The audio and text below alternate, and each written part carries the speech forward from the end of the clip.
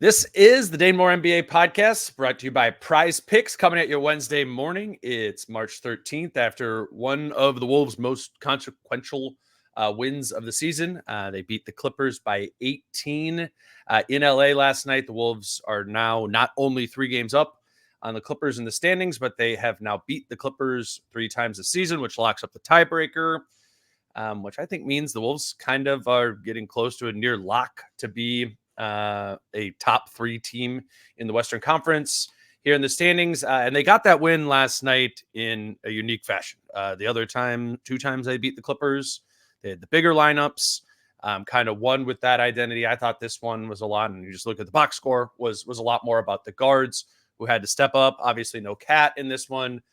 Reid got banged up in the first quarter. Rudy Gobert in the second half. So Anthony Edwards, Nickeil Alexander-Walker, Mike Conley stepped up in a big way. They combined to score 88 of the Wolves' 118 points last night. I got Wolves beat writer Jace Frederick here with me. Jace, I want to talk about all 3 of those guys. We were talking about this before, but Ant's the place to start here in this game. The level of play he elevated to in this game, I think, was similar to the Indiana game. The first of the 3 games they've played. They played without Karl Anthony Towns. What stands out to you about just the way kind of Ant has stepped up in this game, but kind of stepped up in the 3 games overall? Yeah, it was like the middle. It literally sparked the turnaround of the game in my mind when Ant just kind of realized, like, I'm just going to attack the rim. A lot of it came in transition, but then even in like half court sets, sometimes like a light bulb comes on in his head, like they don't have anything for me. They don't have anybody for me. And for the Clippers, that's weird to say. Like, even when Kawhi Leonard goes out, they still have like Paul George, but we've just seen like James Harden, Paul George, like they don't do well with physicality. And Ant is like the most physical it gets when he really turns it on. So like Paul George just doesn't have anything for Anthony Edwards, and he just goes and he attacks. That kind of sets a tone for the entire team of like aggression, physicality, and then the Wolves kind of take off, and that is like the best version of themselves is when they reach that. But when I was watching it like go again and again and again, and then in the third quarter and fourth quarter he's getting aggressive to get to his mid-range shot, I thought about like you sent out that tweet during the Indiana game where it's like without Cat, like Ant's aggressiveness like seems like basically like he doesn't even second guess it. Like he just turns it all the way up, he cranks it up. And I think that is so beneficial specifically against teams that don't have anybody for him. Yeah. It's always beneficial that if he's like looking to be aggressive, but the times where that clicks, where he doesn't have any hesitation at all because there's no one else to possibly defer to. When you have a team like Indiana, when you have a team like the Clippers without Kawhi, where they just don't have anybody, like that's going to then lead to your best offense because you're really breaking everything down very easily, possession after possession. Yeah, I'm glad you brought up the thing from the Indiana game because that happened in like the third quarter or whatever of the Indiana game, which was the first game without Cat, where it was just, there wasn't any of that, like, I need to pass the baton now sort of thing, which Ant does at times, or even Cat does that at times when he's been rolling and Ant's out there as well. It, he just kind of forgot about that because the end of that Pacers game was so big. But Ant has, if he has it rolling, if he can confidently get to something right now in this roster construction, there's no limit to the frequency with which they will allow him to do it, right? And that's why we're seeing the 44 against Indiana, the 37 last night against the Clippers, when really you'd think like his scoring would go down or his efficiency, effectiveness would go down as teams tend to load up on him more with, without a real other option there. But I think that's what it is. I think it's one, him stepping up to the opportunity. That's like the biggest thing. But the space in which he has to step up to it, because this team's like real slim on other options that they can go to offensively at all right now. They got a couple of those other guys to step up last night, but he can do a lot in this role. And I think just in these 3 games, the Cleveland game, he seemed pretty gassed or whatever, but it seems like the expectation is fair that Ant's going to really level up for these final 20 games of the season. I think it's going to be I think we're going to see some nights like last night in the Indiana game where like it's awesome. And I do think there are going to be nights like the Lakers game was kind of like maybe a tweener, but like the Cleveland game where And Yeah, those there's are been back 4 games now. Yeah. No, I was I like, said 3 a I'm couple gonna times. casually Yeah. bring up that it was 4. Yeah. Without correcting. It's early here. It's Yeah, no, I early get here you. this morning. Yeah, this is our earliest recording ever. I think there's going to be games also where it's like the efficiency is really bad. I think we're going to see plenty of both here down the stretch, and it's going to come down to like, what do you have for defenders? Do you have game plan and personnel to really load up on Ant? Because some teams have like guys where it's like have enough defensively where if they want to take one player out of the game, they can do it. And no matter really how good you are, like they will be like, we will make somebody else beat us. You might create a lot for your teammates, but we will make somebody else beat us. And some teams don't. And like the Clippers, it seems like without Kawhi, they don't. And Indiana certainly does not. And so like Ant is eating those teams alive at a higher rate than he would if even Cat was out there. And then there are going to be nights like the Cleveland game where Cleveland has a lot of defensive pieces, and it's going to be really hard there. So I do think like there's going to be a range in these games, and you'll probably know like by the second quarter of like, is this a game where Ant is going to have to keep shooting because that's what the offense requires. But it might be inefficient. It might be a little bumpy, or is this one where we're going to see like another special performance because he's shown like he knows like he has to be aggressive. I think everybody on the team knows he has to be aggressive because that does open up things for everybody else as well. Because even teams like the Clippers couldn't do anything about it, but they had to try. So that means they're loading up heavily, and it's opening up things for Ant and his teammates, frankly. I watched a Nuggets game yesterday before the Wolves game, and I don't know, it like came to my mind as I was watching the Wolves and they're playing through Ant, as much as the Nuggets are playing through Jokic, and I was thinking about like, can Ant do this? Like, what is the physical toll of doing this for like over an 82 game season? And I was trying to think to myself of like, when Ant has to do it, I was like, it feels like it looks a lot harder, like, or more physically taxing than when Jokic did it. But then I was kind of thinking about it too. I'm like, man, Jokic gets like beat up all the time, and he's like lugging that big body around, like running up and down. I guess I say that to mean I'm curious to see like what percentage of nights Ant can bring that, and the expectation, shouldn't be 100% of nights, and it shouldn't be the Jokic level of nights, which is like 90% of nights there. But yeah, that's the real question, I think, is, and I believe in the playoffs that he probably will almost every night. You get a couple more days off between games and that sort of thing. But I'm interested to see what the hit rate is here, I guess, for Ant to have these super special performances. Because if we look at the 4 without Cat, right? Because now we know it's 4. It's been about maybe it might be 5 by the end of the podcast. Yeah, I'm not really sure either. But you know what I'm saying? Like, I wonder how frequently he's going to be able to get to that, and boosting that frequency from whatever it is to whatever it is. I think is a step in seeing his growth as an all-star and star in the league. It's an opportunity to kind of turn that dial up and be, I guess, just more consistent. Yeah, and I do think it's another step in that is like there are nights like last night and the Indiana game where it's like, okay, they don't have somebody to like, you can get to whatever you want to get to, so do that. And then there will be other nights where it's like, this seems pretty good defensively. They've got a decent plan here. They've got the personnel. Like the Clippers, even when they blitz screen and roll last night, there was literally a play. I don't know if it was Tice or Zubac. I think it was Tice, where Ant just dribbled around him. Just dribbled around him and got to a mid-range shot and made it. It was like a slow kid trying to play tag, and the fast kid just ran by him and like basically made fun of him. And it's like they don't have Tice is not a good enough defender. So like no matter what they run, you can beat them.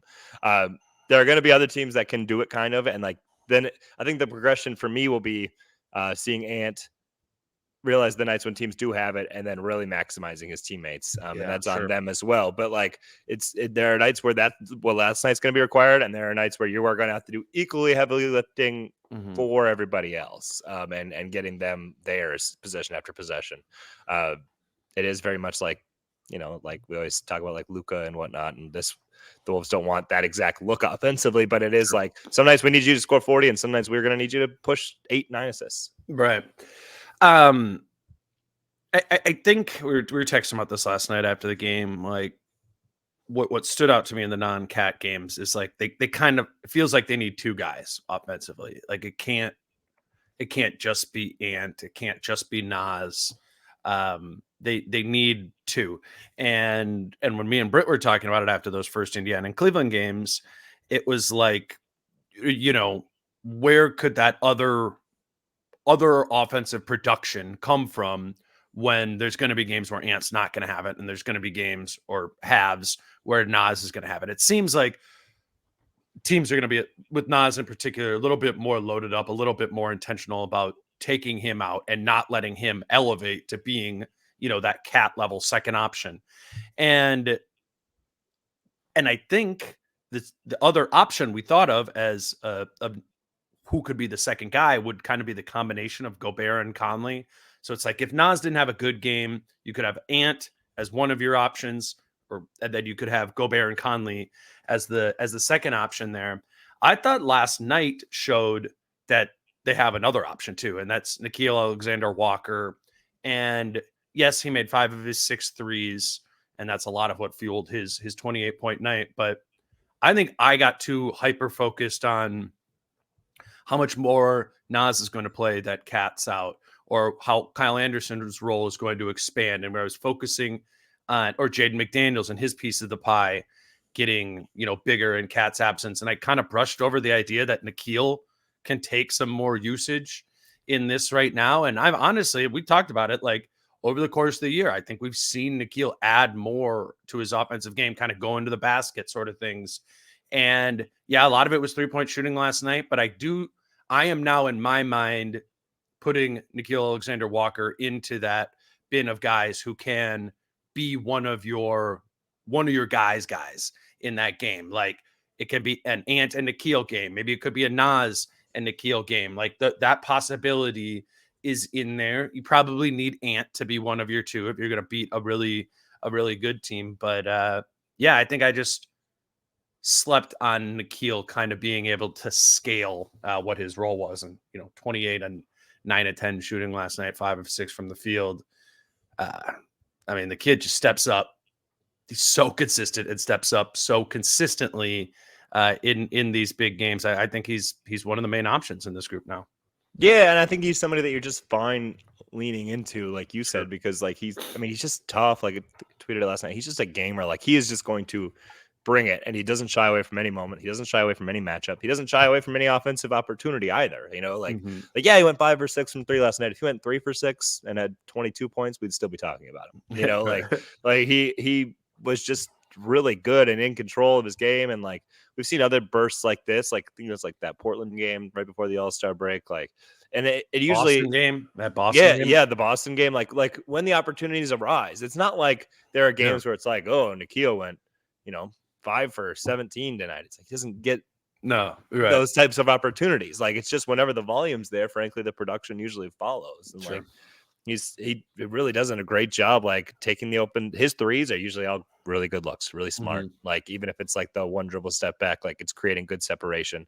And then he does attack the rim really well, and he does have like multiple different. He can score really at multiple levels. Like he's obviously we talked about his defense a lot, but his offense has been really good. And he also has shown like ability to create for others, and he makes the right play most of the time. Like you can really lean on him pretty heavily. And I just keep wondering, like last night he played 28 minutes, and I know like that's kind of what was all that was required, but like I'm still waiting for like, we're just gonna play Nickeil at 34, 35. Like I'm still waiting for that barrier. So what I thought was interesting. So Ant is, and I don't know why me and Jace both weren't in LA. And I'm not sure if this came out afterwards, but Ant wasn't there to start the second half. He'd kind of like the game a few weeks ago, whatever.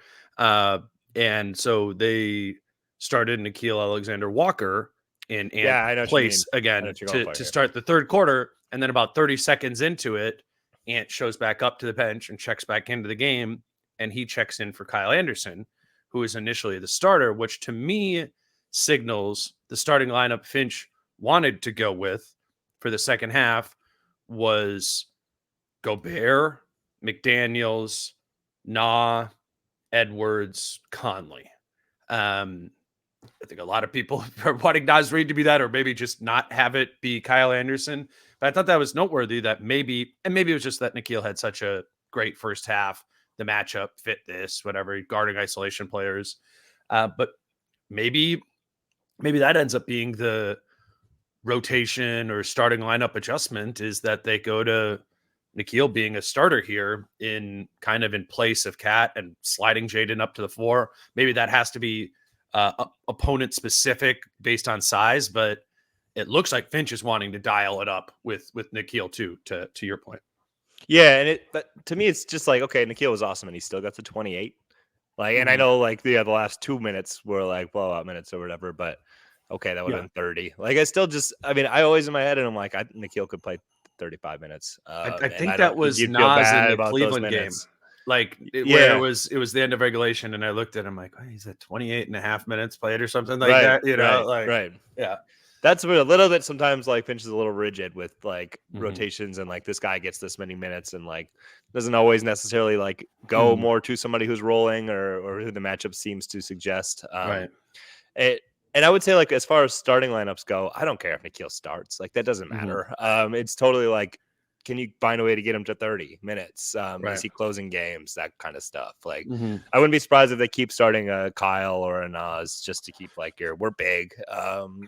Thing going, but I think we gotta probably do a whole I think we probably gotta do a segment or talk about the Kyle versus Nas thing, and maybe just to kind of give our perspective of how we think Finch is talking about it. Let's grab our first ad break here, though. First, today's show is brought to you by Falling Knife Brewing Company. Next Wolves game is Saturday against the Utah Jazz. That's kind of the most fun time to go to Falling Knife, the Wolves bar in Minneapolis.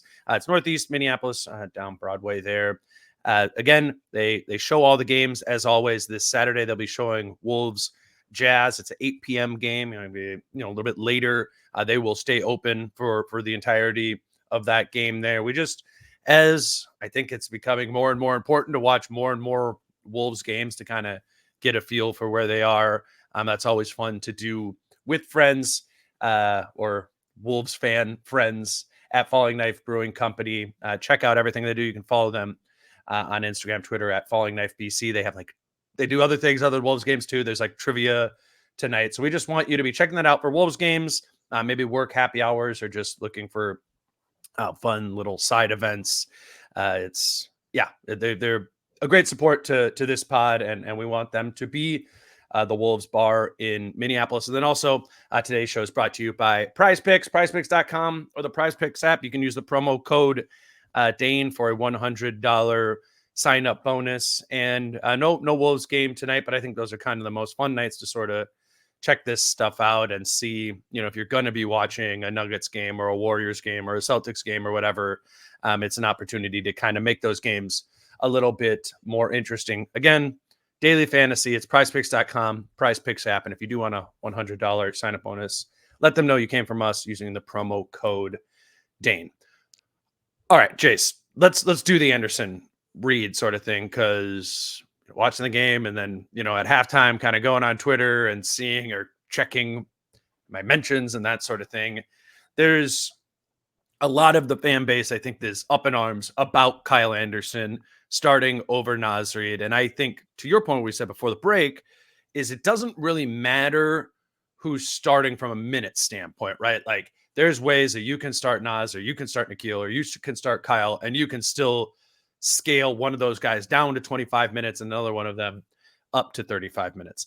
I think where the people very frustrated with Kyle Anderson, the legion of those people are frustrated, is it's him playing alongside Rudy Gobert. I think we all who are approaching this at all rationally understand Kyle Anderson has to play in this time and should be playing, as with Karl Anthony Towns out. You're not going to just bench Kyle Anderson completely and be like, all right, Josh Minot, here's your turn. Kyle has to play, but it does feel like we're getting to the point that starting your game with Kyle Anderson and Rudy Gobert on the floor, which minimizes the amount of things you can run, the space that you have, hurts this team from an offensive standpoint. And it seems like a case is being made to have Kyle kind of be back in a bench role. And I think that would make more sense if you have as many of his minutes as possible. It's not going to be all of them, but as many of them as possible next to Naz at the 5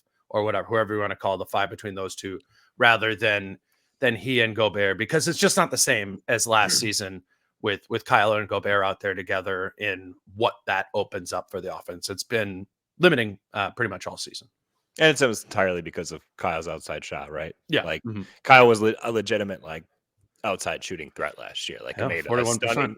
It made a stunning number. Like, and so then it was spacing. Like it, and when you can play like those two defensively, it's great oftentimes. But like if you don't have Kyle spacing the floor, and now him and Rudy are both clogging things up, like it makes it tough. And so like it is tough when you have to start the game with Kyle and Rudy out there, and the offense just probably isn't going to find a great flow. They're not going to find a rhythm. So it's like you're going to start slow, and then you kind of have to pick up from nothing. A lot of times, that's not to say like Ant can't just hit a few tough mid-range jumpers and we scored 12 points in the first 4 minutes, because we hit tough shots. But nothing comes easy. Nothing is just like so that's tough. And I don't disagree. And like the thing is, it's not like when I say like it doesn't matter who starts, Kyle just plays a lot more minutes than Nas a lot of nights anyway. Right. Like he's playing 30 and Nas is playing 25, 24, So like that's probably something to think about as well, especially in these lineups where you do need Nas's scoring too. It's always a balance. Like Kyle is a better defender than Nas, as good as Nas is at, the chasing guys. Like he also like when he has to play more down low, which he is now, be more of a rim protector. Like he does like his body movements, the way he jumps, doesn't maintain verticality. Like he fouls a lot too. So he's I don't know. Not that big. He's just not like a rim protection. He's probably more built like a 4 than ever before, Sure. So like, and mentally he's a 4, obviously more than ever. And yeah, I mean that Lakers game, he got cooked. And that was predictable. Yeah. But I'm affirming the idea that Nas isn't like some defensive boom that you get when he's out there. He can be helpful. I think he's having his best defensive season. But the point is, Kyle Anderson's impact on defense is greater, and his impact probably on just like overall ball movement in the offense is greater than Nas. And those are the things that leaves Finch continuing to want to go back to that well and back to that well over and over again. I don't know whether. Do you think Finch is going to keep starting Kyle? I guess that's my question. I would think he does. Yeah. I mean, I just at some point he just have to like that's who he trusts the most. I'm not saying he doesn't trust Nas Reid, but he really trusts Kyle Anderson. There's nothing that he's ever said or done that suggests otherwise. Like it is very clear that he has like full trust in Kyle Anderson. I don't think that he will make that switch. I think that's just like his auto. What's the logic in it though? What like I mean that like in an angry way. I'm trying to think it through. Like, okay, what are the advantages of that? Okay, you have Nas coming off the bench, so that second unit has more offense to it and with it. Whereas if you were to invert that, now you got Nas next to Ant, the whole time that first group, which actually just probably helps that offense and starts the game in more of a rhythm. But I don't know. I guess I'm struggling to see.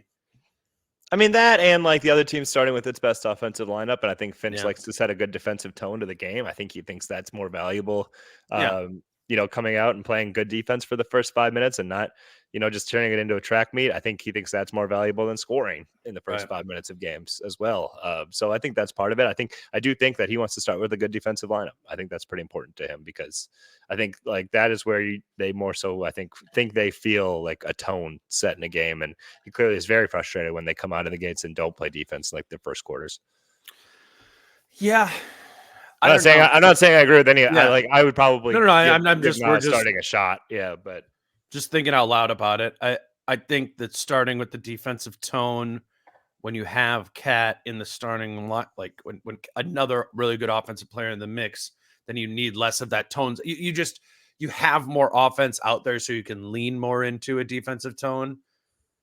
The offensive margin is really thin with this team right now and will be for the rest of the season, even if guys like Nas and Nikhil, everyone continues to step up. I don't know. I kind of think if he's not going to make the change, to your point, if he's not going to make the change after that game, then maybe he's not going to make the change at all. And it'll remain Kyle there. The point is they're both going to play that high 20, 30 minutes a night. It's not like somebody's really getting shorted. Yes, Finch goes back to Kyle more often, more frequently, and just kind of random substitutions. So he catches an extra 6 minutes here or there. But I don't know.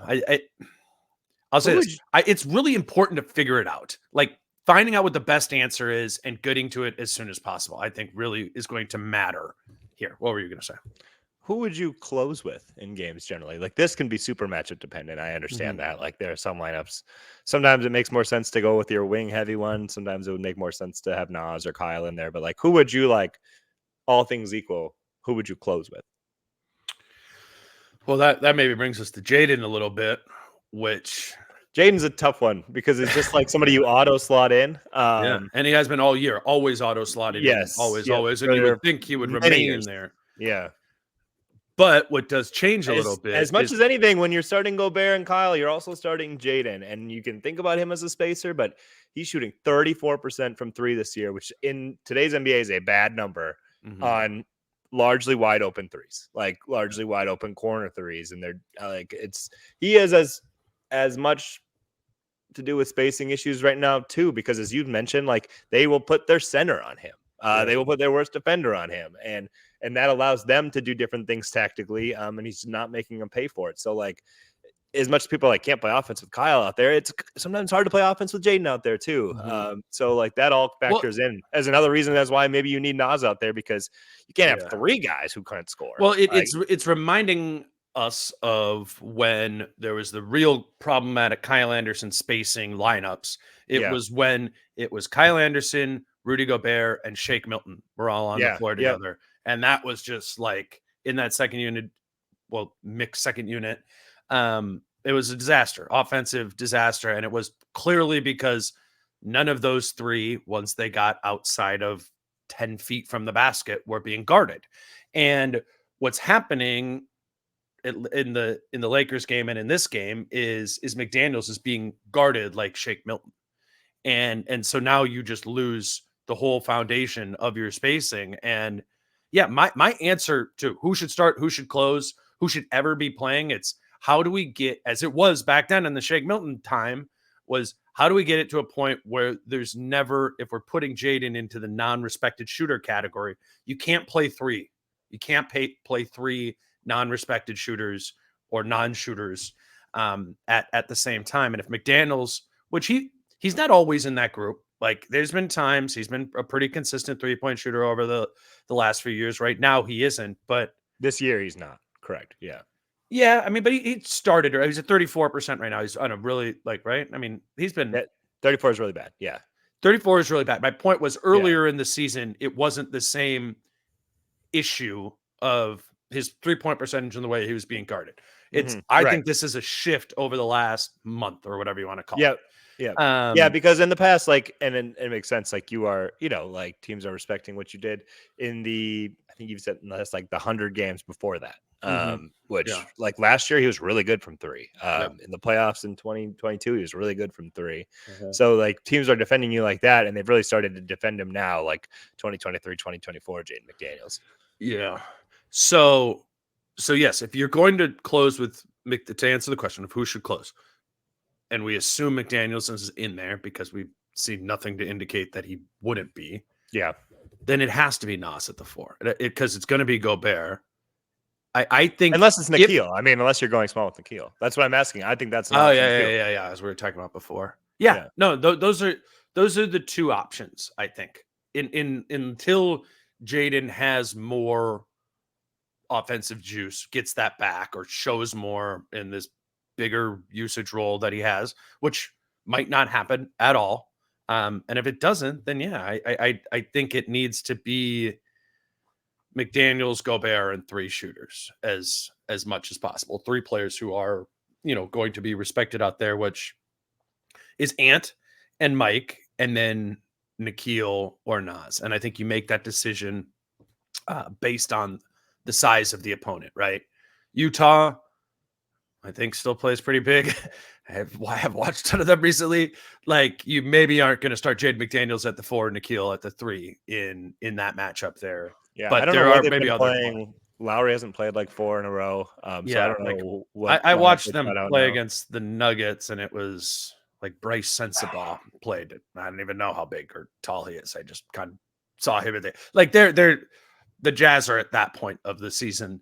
But this is where Utah finds himself year after year now. Yeah, that is true. That is true. Yeah, play. Like win some games, get to the deadline, be like, I'm gonna win this many games. Trade a guy or two away, sit Lowry, coast to the finish line. And sometimes still play hard because Will Hardy does get them to play hard with anybody. But if we could play hard and lose, that's cool. Yeah, it was when I just watched the first half because they were down by like 35 in the first half, 33, I think, in the first half to the Nuggets.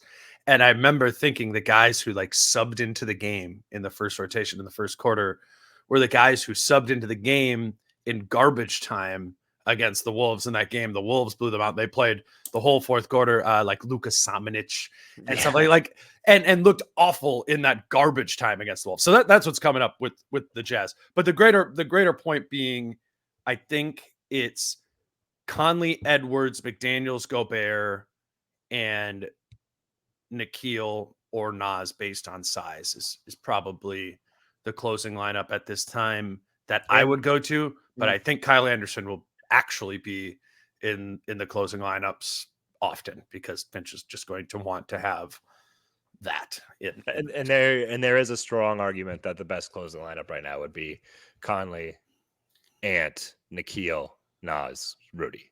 Yeah. Mm-hmm.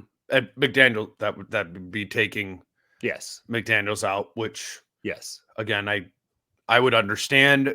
Harder for me, to envision a lot of these things. I don't. That's the same way in which you don't envision Jaden being out is the same reason we don't envision Kyle being not starting. Like it's just at some point you just do what you do, and like Jaden, you kind of wonder if it's a confidence thing, and now like if he's cutting minutes, not closing games, like is that just totally shot at that point, confidence wise? Right. Like is that going to be any type of solution because you do need him as one of your 8 rotation players, no matter what. Still thought he was helpful defensively last night. And still is that's the reminder with Kyle Anderson too. Like, I get caught in that too. I get caught in that of like, oh my God, like here's a turnover, nobody's guarding you, Kyle Anderson. And then oftentimes I do go and I look at the other end and I go, yeah, actually nobody else could have stood up that player in that situation. It's the hard thing with Anderson. The aesthetics are tough, but the impact is real. And you do the best offense does often come in like from when they're stringing together stops, like and that those guys like Kyle, Jaden, they play a huge role in that. Like the comeback started in the second quarter because it was often attacking in transition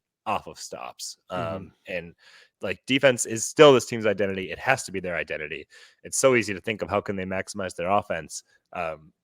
But then are you giving up defense? That's what's so intriguing about Nikhil is you're not giving up either. Yeah. He just looks like a really good player. And so that's why I'm always like, well, when are you just going to maximize him and start treating him like one of your top 4 players right now? Right.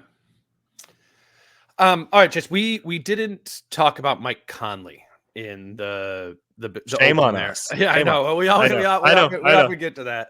I thought, Conley made a bunch of shots. He made 5 threes in this game. He'd been in a really extended rough stretch for the previous 7 or 8 games. 23 points in this game, was 5 or 8 from 3. I think what was going on he stepped on the line and made a couple other threes twice. Yeah. So it was 5 or 8 without those. So it would have been 7 or 10 if those two would have counted. It was so funny because like the answer would be like Ed Conley for 3 again, and then you look and 2 points would go on the scoreboard and be like, oh, and then it happened. And I thought they made a mistake. Right. And then it happened again, and I was like, oh, he just keeps stepping on the line with these. Like, I thought the biggest thing that stood out about it was it was the start of the second quarter and the start of the fourth quarter. The two stretch Ant normally rests for like the first 5 minutes. Plays the whole first quarter, right? Sits out like the first 5 minutes of the second quarter and sits out the first 4 or 5 minutes of the fourth quarter. And Mike, like right away, he was like, get action, some sort of whatever with Rudy. Get me in a spot where I can take a 3 right now. And he did it over and over again. And they were going in. But that's Mike doing the thing of like, okay, we need to replace the cat production, or we need more offensive fuel in this. All right, Nikhil can replace his in this way. Nas can do it in this way. This is the way that I can best help be a higher usage, higher volume offensive players, is just ratchet it up to 10 whenever Ant is off the floor, and then go back into my Mike Conley 6 out of 10 sort of thing when Ant is out there with him. I thought that was so smart, so impactful in that game, and exactly what they need Mike to do is they need more offense from Mike. I mean, you've been saying that even pre-Cat injury, but it is kind of on him to be like, all right, when am I just going to assert myself? And that was like the most I've ever seen Mike be like, nope, I am deterring the quality of the shot I get, but still taking them because we need an 80% quality shot of mine is going to be good offense for us right now. I thought that was huge last night. Yeah, I agree. And he's said that himself. Like, I know I need to be more aggressive offensively for this team. Like as we head down the stretch run here, and he was even saying that like pre-Cat injury, like I know that that's going to be required of me, and I said like in the playoffs it'd be when all this attention is being put on Cat and Ant, somebody else has to be like expecting to then take on more offensively, and that's especially true now. Like any non-Ant minute, like it really should be like Mike should be out there, and it should be kind of a Conley offense where he's either creating for himself, and then when that gets adjusted to, then it leads to others. Like how often got to be a high screen every single time? I agree. Every agree. time. Something. Yeah.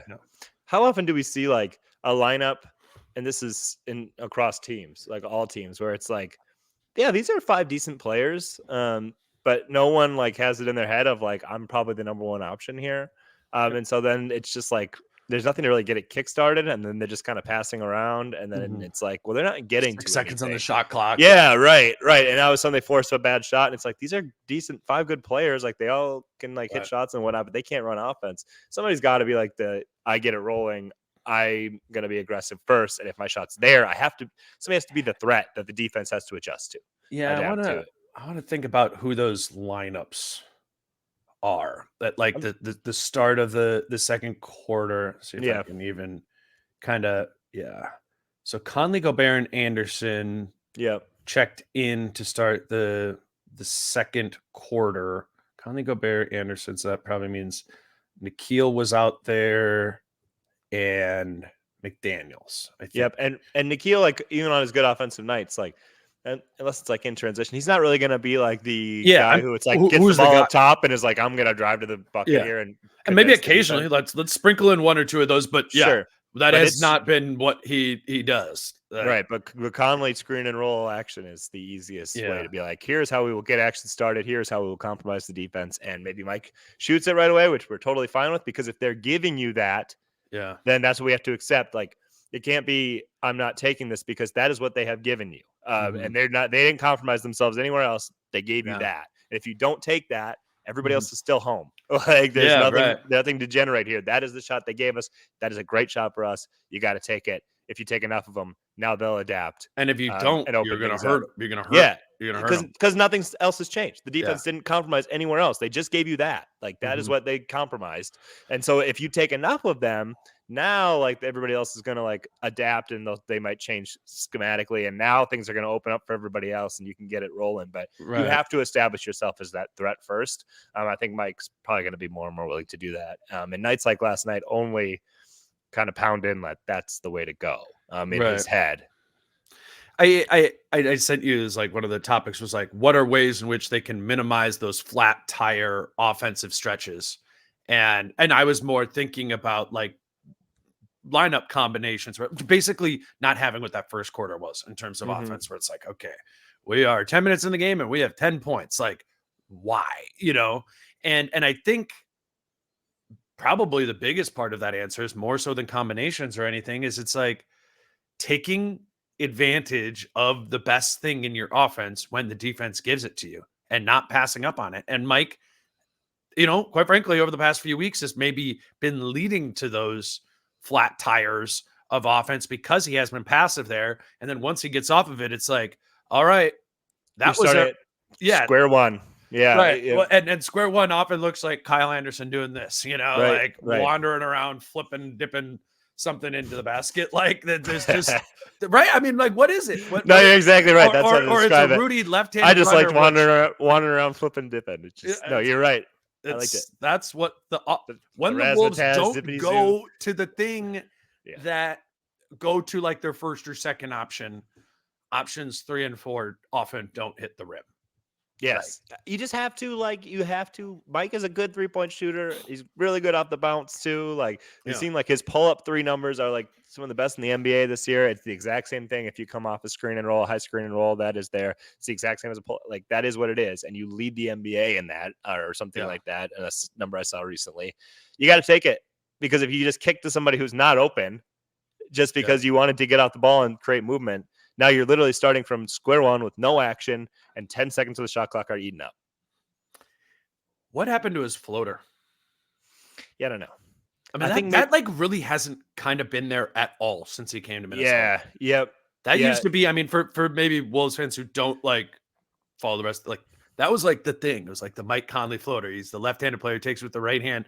Like, he kind of needs to take those threes there too, because his in-between game, as you know, they're playing him a lot more to stay to Gobert, right? Like, you cannot attack if you can't. The mid-range, like, the 3 becomes the only thing to attack drop coverage with. It really does at that point if you don't have that floater. And I agree with you. It hasn't been great. What was the game where he said recently? He's like, when we're going against drop, we need to not take as many mid-range and floaters. I mean, it was him. He was talking about himself. We were talking about like maybe it was a home game. It wasn't the Bucks, was it?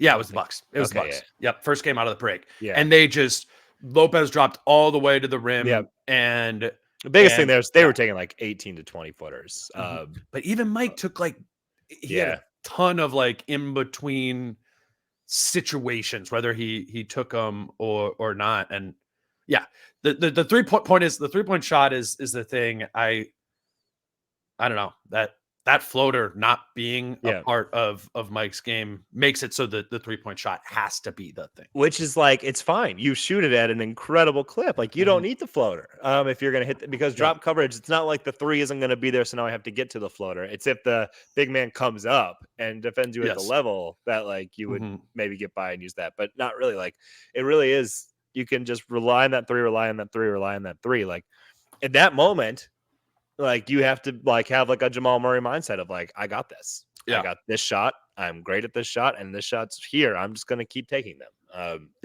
And make some. Jamal Murray is actually a good comp, but that's the just that like I will do it again and again and again until you do something, to make me change my mind. Maybe last thing, I just feel like we need to talk about that run at the end of the second quarter. That brought the Wolves back into this game. I think it was 35 to 55. 57. And I wrote down Nickeil Alexander-Walker and TJ Warren checked in for Kyle Anderson and Jaden McDaniels about midway through the second quarter. And Anderson had a better second half offensively. McDaniels didn't score the whole game, unless he got one late or something. But I remember it being at 0 at one point. Anyways, Nickeil and TJ Warren check in for Anderson and McDaniels, and the Wolves were down 35 to 55 at that time. Jordan McLaughlin checked in for Mike Conley a few minutes later, and the Wolves get it back to, I think it was 55 to 59. They end the half 55 to 63. But it was, I mean, a part of it was just getting Anderson and McDaniels out, who were really stalling out the offense. But as much as they took those guys out and how those two players were, adversely affecting the Wolves offense, again, the Wolves offense had 35 points, 18 minutes into the game. I think in particular, J-Mac put the pace into the game. Yeah. Got pushed over a couple times, like draws that offensive foul, those things, and they just ran and they went, and it needed like that's part of the answer of like additional offense is just random spurts of pace and shot making from the second unit. I think that's part of the replacing Cat answer, and they did it. That was the first time they started getting hot a little bit from 3, and overall it was a 20-2 run, I think, there over the next 5 or so minutes of the game. So credit to it was really Nickeil, TJ Warren, and Jordan McLaughlin. We've talked about Nickeil a little bit, but shout out like J-Mac and TJ Warren there in what they were able to bring. Yeah, I'll touch on J-Mac here in a sec, but like you talking about him getting pushed over, like I kind of mentioned this, like Ant just takes Paul George like like Paul George just looks so flustered against the Wolves every game, and you can just tell like it's because of like I've said that like I really do think Paul George has a serious problem with physicality, like and can't really like handle it, and Ant just takes it to a level that he's just so uncomfortable with. But it just throws him so out of his game that like even then when he gets J-Mac on him, he just like is getting into this like super slow like passive, trying to like push off, Yeah. you know, it's like you would think he could do anything he wanted against J-Mac. Like other players, J-Mac defends hard, but like anybody who's ever had size, like generally like, you know, can get what they want against J-Mac. And it's like, yeah, what are you going to do? J-Mac made it as tough as he could. Like Paul George like has to resort to pushing off. And it's because like he's just so out of his game, out of any rhythm, that Ant just like always does that to him. Makes him look really bad a lot. I'm glad Paul you George, brought that up. Paul George has stunk against the in Wolves every game against the Wolves. I wish I would have put together the overall numbers. It's horrible. I mean, and James Harden has not been good either. And both those guys, like, they just don't handle. And that kind of then comes into like, oh, are these guys playoff players? Like, 'cause that's when the physicality really ramps up. Like, who was the only reason they won in Target Center 10 days ago?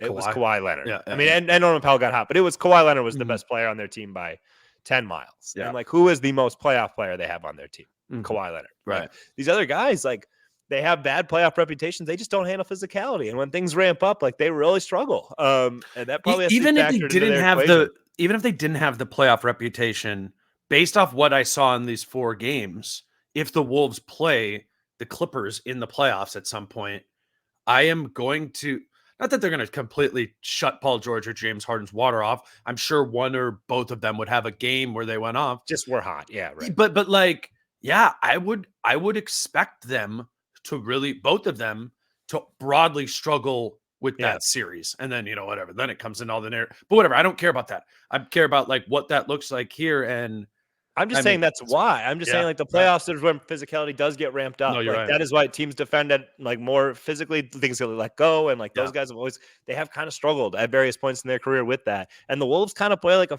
playoff level defense in the regular season. True. And it really does like fluster them. It just that to me like. That seems very clear that they can't handle it. And that has been the case all season. And like the Clippers have struggled some against the Wolves in the past too, like even last season. And like Paul George hasn't had very many good games against Minnesota ever. And I would lump Harden in there too. Yeah, yes, 100%. Like, and Harden is just like, it's just been this year. So like, there's not as much like going back, but he's been really bad in these games against Minnesota. And that is, like, but I don't want to skip over the J-Mac. No, look, let me say one more thing. Yeah, go ahead. I watched I watched the Clippers Bucks game on Sunday. It was like before the Wolves played. Whatever. And Kawhi and PG didn't play in that game because they played the night before and it was an afternoon game. It was very weird. Yeah, there was afternoon back to back. But Harden did play in that game, and it was against Milwaukee. And it was interesting going off of that, where like that's what they had. Milwaukee, or what the Clippers could get to. Milwaukee doesn't have those big defenders to guard them. You know, it's Malik Beasley on them. It's Damian Lillard. It's Pat Connaughton. It's Pat Bev, and that's really what the difference is of just in picturing it. It's not necessarily that it's just Gobert at the rim, because you know the Bucks have Lopez there. It's the physicality, to your point, and just the Wolves perimeter defenders have such a confidence in being able to get up and into a star player, right? Because they do have Gobert behind them, but they've been doing it over and over again all season with success, compared to the Bucks, who have been doing it over and over again all season with their perimeter defense largely to a failure. And I think like that's such an important thing that they addressed early on in the season, is that physicality of the perimeter defenders to be up and into the ball on star players. And now it's just like, it's just in the way Nickeil Alexander-Walker guards. It's in the way Jaden does. It's in the way Kyle Anderson does. And it's going to, I feel confident in the Wolves' ability to make it hard for star perimeter players. Maybe the tier below Kawhi, to your point, like maybe some of those guys, it's just, their Kawhi Leonard is a top 5 player in the NBA. But down to still a very high tier of James Harden, Paul George, that caliber of players, those guys, Paul George and James Harden would kill the Bucks in a playoff series. and they might kill the Clippers in a playoff series if they're playing against the Wolves, if that makes sense. But I think it's the size stuff. It's not just the physicality, it's the size of the Wolves perimeter defenders and the way they guard. But yeah, let's get back to J-Mac and TJ Warren. Yeah. J-Mac, like, he was involved in a lot of it, like, obviously, like, he's so scrappy and, like, defensively, like, that can make a big difference. Loose balls, getting out in transition.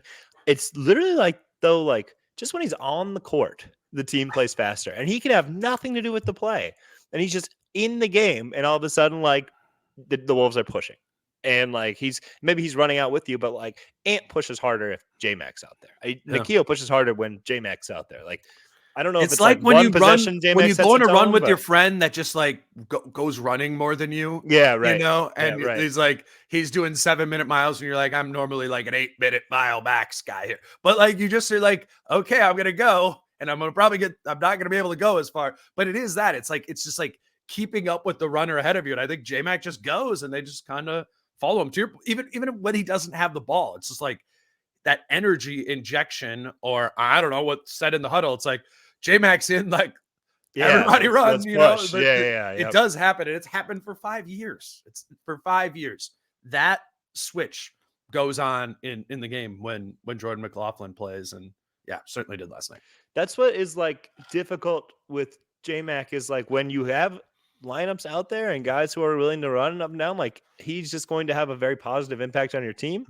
And then it's just like if he gets caught in lineups where guys just aren't going to run, that his impact is so mitigated that it's like, oh, J-Mac struggled tonight. It's like, yeah, they didn't play the way that he plays, right. Like, it's not like J-Mac's like, yeah, we can't just, he can fit in any style. Like, it's not like that's, no, he's if really J-Mac good at what he does. goes somewhere in free agency next year, it's good. I can pick it right now. Could we just go sort by pace now? And I bet you he'll be on one of those 5 teams because that's the type of team. Honestly, it's the only type of team he really fits on.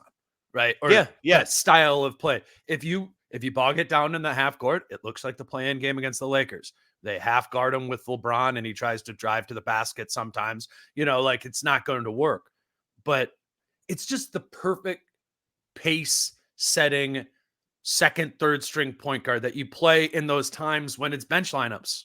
It's just like, if TJ McConnell goes anywhere, J-Mac could be a fill-in Indiana. Yes, exactly. That's the perfect example there. I mean, TJ Warren, I don't know that what he did stood out in that time less to me than the fact that he just kind of checked in when the lineup shifted. Didn't hurt anything. Good job, TJ. Yeah. No, but seriously, that's kind of he's been solid. Yeah, he's been really solid. I mean, he's not. You're never like, well, we could get to this, but TJ Warren's out there. It's like he's just done a nice job sliding in. And not hindering anything, like, and hitting some shots and like just providing enough of what's needed. Like for somebody you just signed, like he's done I think he's probably exceeded expectations of like, you feel like you can throw him out there and trust him and he's not going to like bog anything down. The Wolves like weirdly have very few players who there's 5 seconds left on the shot clock and you can hand that person the ball and they can get the shot off. Right. Like a shot, like even be able to hit the rim. TJ Warren could do that.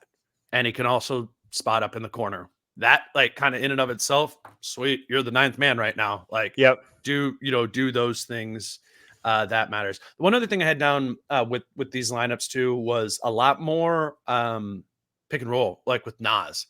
I'm sure it wasn't more than I've seen all season, but like there was a repeatability to the J-Mac minutes where Nas was out there. It was high pick and roll. Nas is a screener. We haven't seen a lot of that this year because Nas has played so much next to Rudy Gobert or Kyle Anderson, who, they take away that role threat from him. They're in the dunker, and now Nas can't, just slip to the basket for that. But I thought that this can be part of the answer for the Nas at the 5 minutes, which is going to be a thing here. The Nas at the 5 minutes have been really bad all season. It's not something I think anyone, even who's really into Nas's season right now, has confidence in. I think that's part of the answer is the literally all 4 guys on the perimeter, nobody in the dunker spot, Rudy Gobert not on the floor, Kyle Anderson not on the floor, spread it out, have Nas just try and speed slip pick and rolls. I think that's going to be part of the answer for this offense here. And obviously he and J-Mac have been kind of playing that game for a long time. It doesn't have to be Nas and J-Mac. It'll probably be Monte Morris or whatever, whenever Monte's back, but I would anticipate the Wolves start being a higher volume and maybe more effective pick and roll team the final 15, 16 games of the season. And I think Nas will be a part of that. That actual, like, let's get just a roll threat where a guy who can like get it on the short roll and pass to the corner or go finish himself. Like that's something Cat never does. I mean, Cat never does pick and rolls. He never rolls. Yeah, he never rolls. Right, yeah, right. And that is actually something that, like, Mike Conley's been like, we could use Carl rolling more. Yeah, he said that a couple times, right? It's not like they're not calling for it. It's like, why doesn't Carl do pick and roll? It's like Carl can do whatever he wants after he screens. He just pops, you know. like it's not like they're like you only pop. This is part of the Nas has this though. Yes, like it's just it's intuitive, right? He's just got that quick, decisive, quick read off what I'm doing here. Yeah, yeah.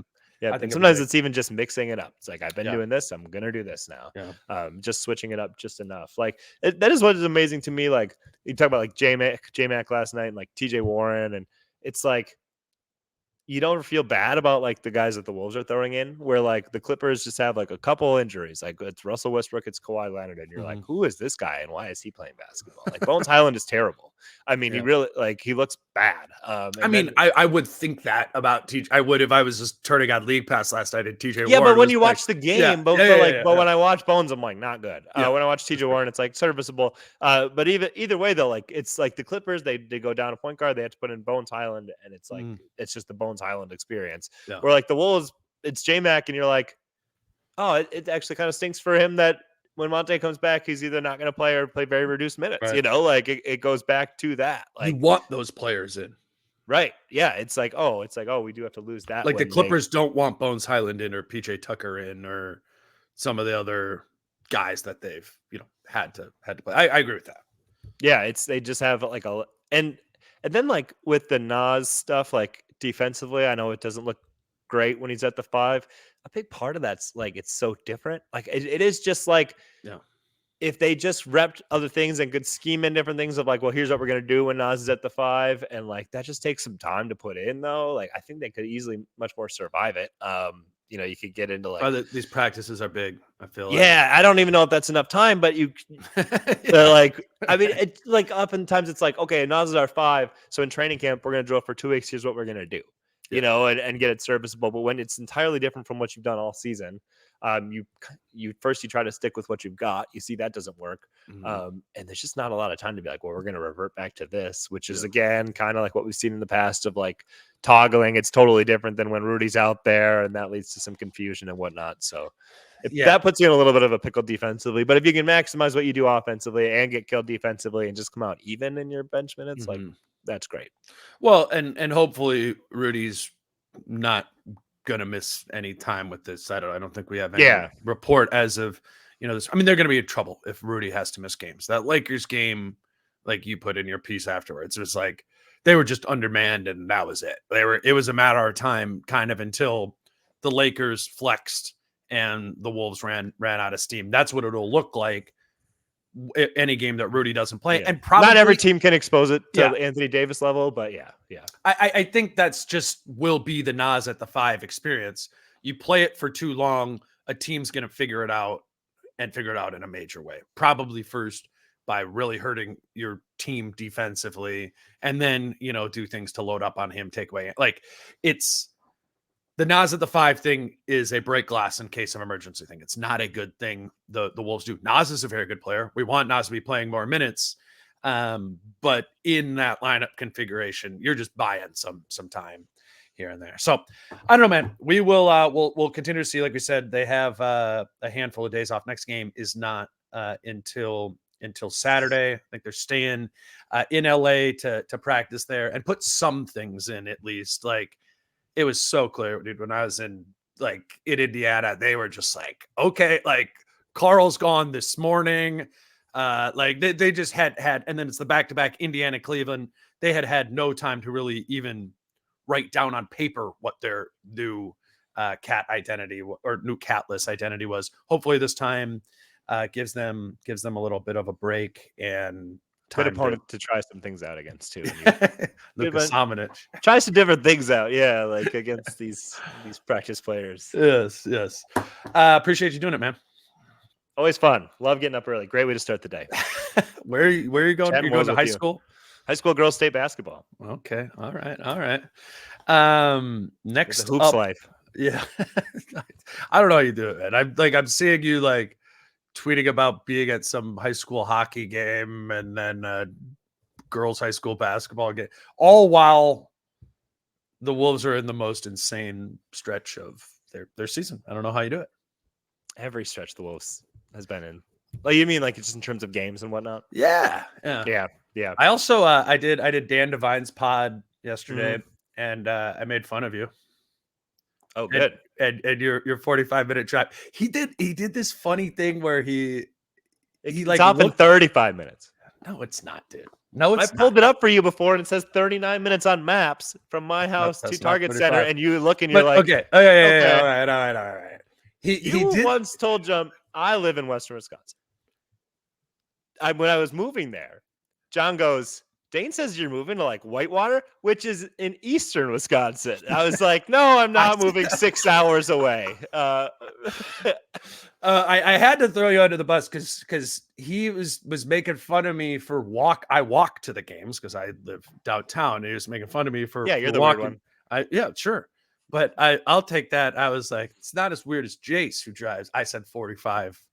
I said 45 minutes is your drive each way, which you need to go make that drive right now into Williams Arena. 34 to Williams Arena. 30. Coming up next is we're not going to do a Jace pod just for listeners. We're not going to do a Brit pod on Thursday because we did the 2 last week.